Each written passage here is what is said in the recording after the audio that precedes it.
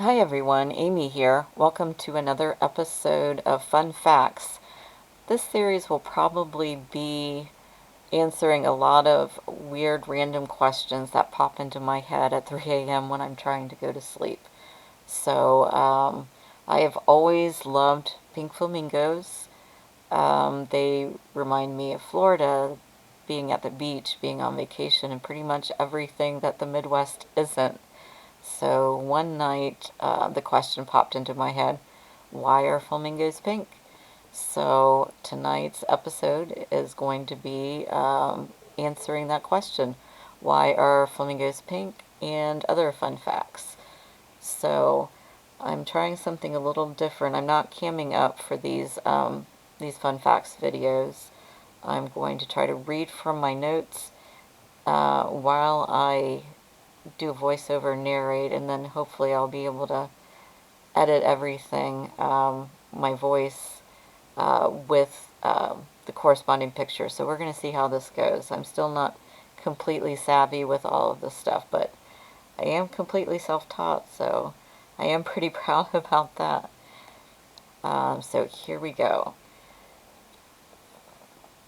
First of all, when flamingos are born, they are not born pink, they are born white or whitish gray. Baby flamingos are called flaminglets, which is kind of hard to say. Um, and both the mother and the father feed them crop milk, which, if you've ever seen a picture or a video of this, it's actually quite alarming because it looks like the flamingos are bleeding, but it's actually the milk. So, just bear with me with my notes here.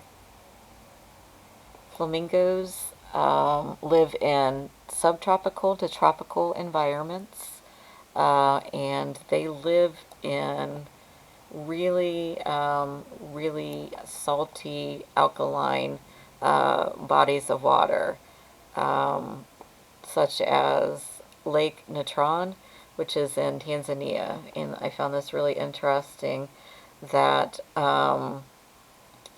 that lake gets to temperatures of 140 degrees. It's oversaturated with salt, has a pH between 9 and 10.5. It's so corrosive that it can calcify remains, strip ink off printed materials, and burn the skin and eyes of unadapted animals. So obviously humans can't swim in it, and you definitely don't even want to put your toes in there. But the flamingos are able to tolerate that because of their leathery skin and everything, and they can actually drink water that's near boiling level. And so now we get to the the question that I had: why are flamingos pink?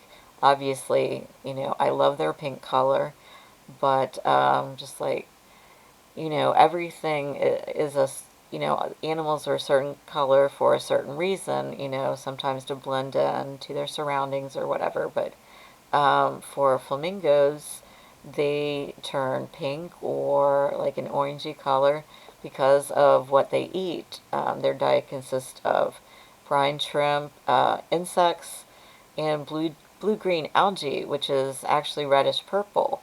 And that is what turns them pink, which I thought was super interesting. And when um, flamingos are feeding their babies, they actually start to lose their color, the mothers and the dads, because most of the food actually goes to the babies. So they start to kind of fade in colors. And one way that you know that a flamingo is healthy is it's getting enough nutrition as it's nice and bright pink or bright orange.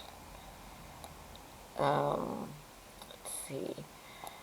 Now I looked, I always, when I research, I I will consult different sites, you know, and I looked up what the name of a group of flamingos are called, and I got everything from a flamboyance, a pat, a settlement, a stand, a flock. So I guess those are all correct. Why do flamingos stand on one foot? Because it's the way they're built. It's actually easier for them to stand on one foot. Um, Flamingos usually only lay one egg a year, and they're monogamous. God, I gotta stop making videos for a while. I think that have all these big words in them because I keep stumbling over them, or I'm just talking really fast because I get nervous. Um, I wasn't sure. I was pretty sure, but wasn't positive. But flamingos actually fly. Um, there are 6 different species of flamingos, and they are found on at least 4 continents. Now, there's the question of, are flamingos actually native to Florida? And a lot of back and forth about that. So, just going to read a little bit of this note to you. So through the 1800s, there were large flocks of flamingos in far southern Florida, but people were eating them for food, and later were hunting them for feathers to adorn fancy hats, and by around 1900, the flamingos had been totally wiped out in South Florida. However, in the late 1920s, early 1930s, wealthy people moved down to Florida and started, in some cases, importing flamingos to live in their wealthy estates. So flamingos were established as captive animals in Florida. And since then, it's always been unclear whether flamingos that people do see around Florida are the last surviving flamingos, or whether they're escapees from captive colonies. Um, let's see.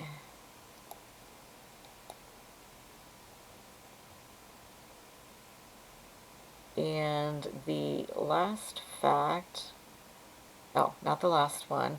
The largest flamingo is the greater flamingo, which can get up to about 5 feet, my height. And they're about 8 pounds, so maybe I could take one, I'm not sure, in a fight. But that reminds me of Jim Brewer's stand-up about when he was knocked out by an ostrich. So I'm not sure uh, if I could take a flamingo or not. We're not going to chance it, and I would never fight an animal anyway unless I was threatened. But the largest flamingo ever recorded was over 6 feet tall and over 9 pounds. So that's pretty amazing. And now the last fact.